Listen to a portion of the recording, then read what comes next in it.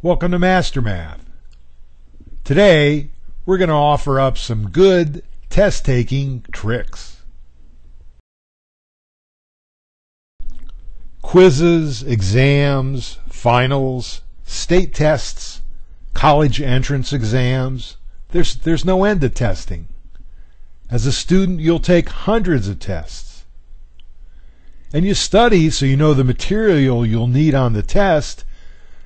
But did you ever study how to take a test? You know, a lot of you think that some people are just born smarter than you and that's why they do better. But that's probably not the case.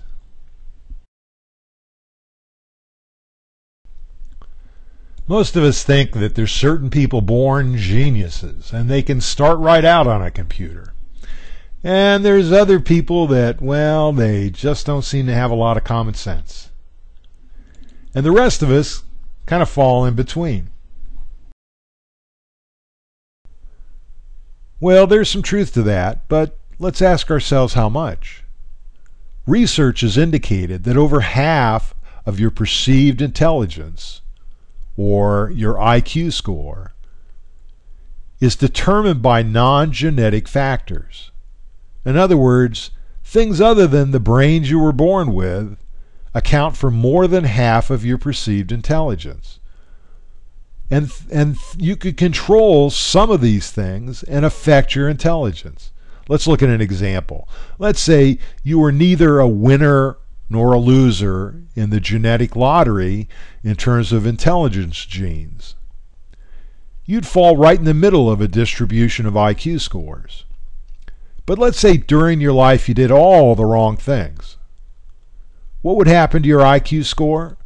Well, it'd drift down towards the lower end of the distribution. But what if you did all the right things? Then it'd move up towards the higher end of the distribution. Well, what are these non-genetic things that impact intelligence? Well, some are in your control and some are out of your control.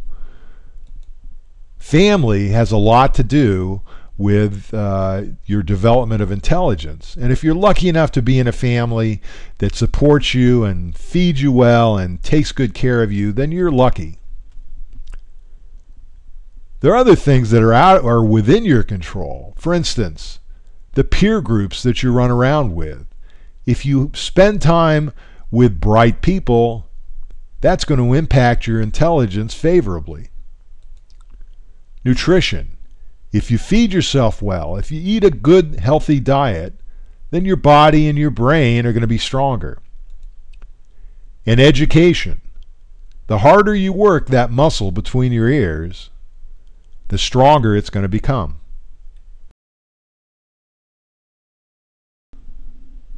So it's good to remember that you're probably about as genetically gifted as all your friends. And you can work on things to make yourself more intelligent in the long run. But you're probably not coming into this test that you're about to take with a great genetic disadvantage. Now, we're going to offer you some non-genetic tricks to help you do better on this test. Let's start with some pre-test tricks.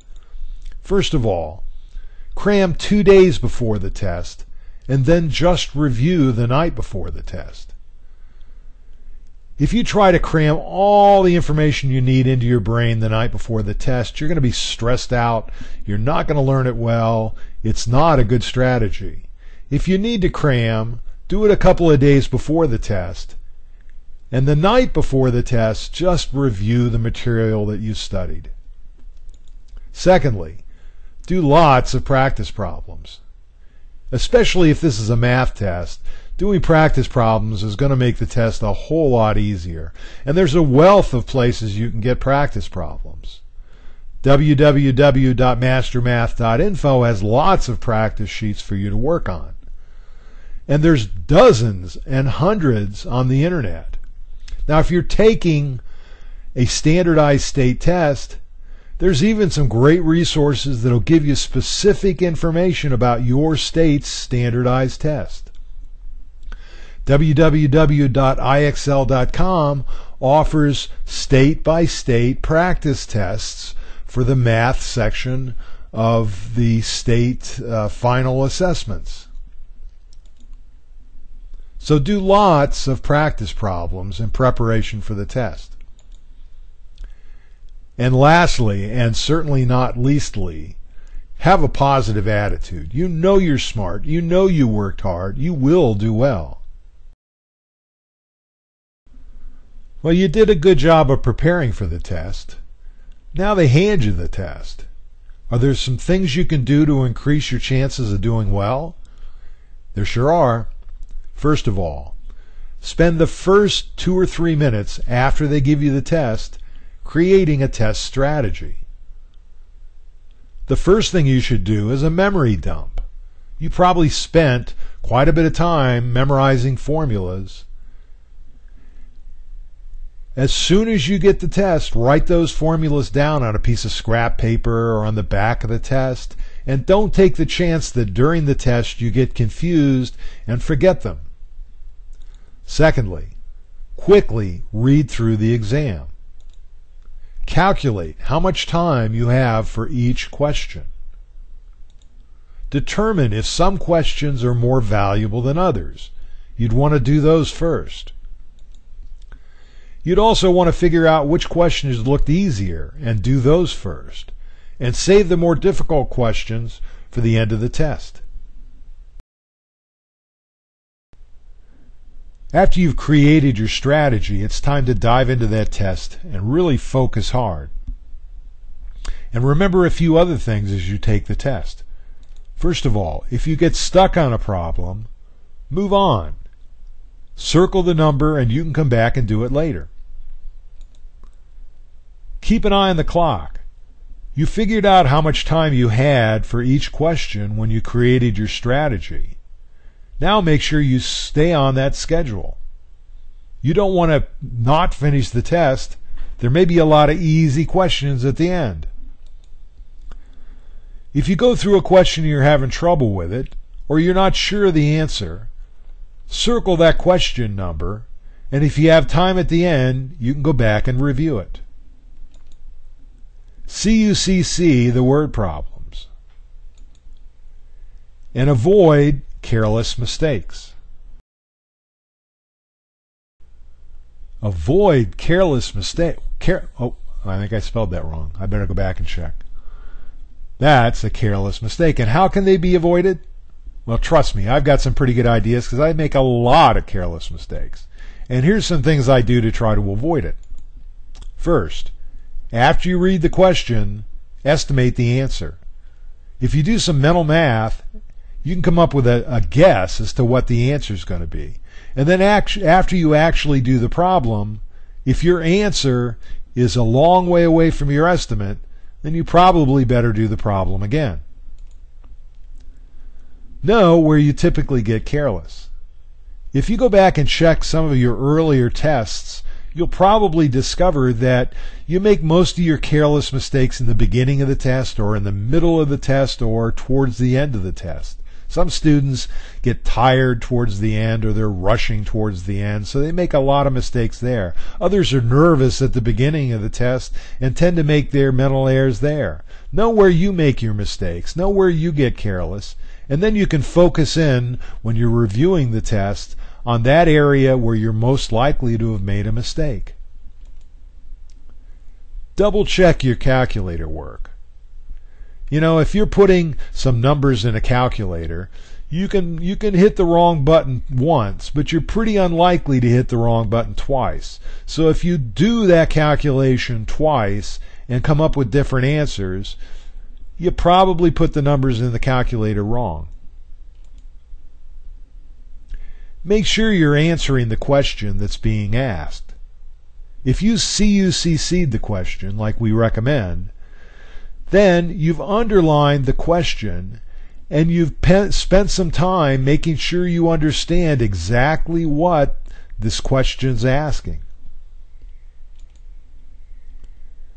Check your work quickly after each step. If you've got a multiple step math problem to solve and you wait until after you've completed the whole math problem and then discover you made a simple careless mistake in the first step, you've wasted some time. Check your work real quickly after each step. And pride yourself in neat scrap paper. If you're neat on your scrap paper, then when you go back to check your work, it's going to be a lot easier to see and understand what you did. Well, if this has been a tough test, you're going to finish it and discover there's a couple of questions you just don't know the answer to. Now's the time to do some educated guessing. What do I mean by educated guessing? Well, here's a couple of tips. First, eliminate stupid answers. If this is a multiple choice question or test, then you're going to be given 3 or 4 options to choose between. Now, the first thing to remember is you want to answer this question. You don't want to leave it blank. If you leave it blank, you've got a 0% chance of getting the question right. If you pick any answer at random, you've increased your odds of getting the question right from 0% to 25%. So at the very least, take a guess. Well, let's say you look at this question and you say, answer A is crazy. It couldn't possibly be that answer. So let's eliminate answer A. Now you're choosing between 3 options, and your probability of guessing correctly is now 33%. Well, now let's look again, and I think answer B couldn't possibly be correct, so I'm going to eliminate that. Now you're picking between 2 answers, and your probability of getting it right's gone up to 50%. And if you could eliminate either C or D, then your probability goes up to 100%. Secondly, try to do as much of the problem as you can before guessing. Think about it, and that may help you pick a good guess.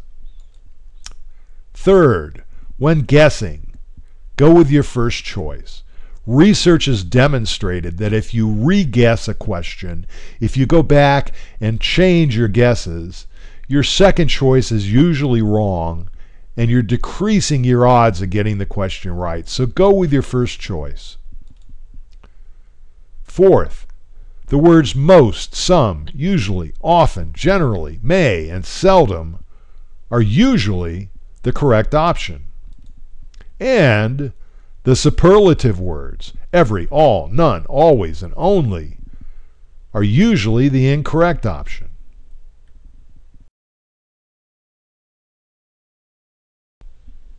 Well, those are our test-taking tips. I hope they were helpful to you. You may want to go to www.mastermath.info, where you can download a copy of the test-taking tips and print it and use it to help you get ready for your tests. Good luck on all your tests, and be sure to come back and see us at Master Math again real soon.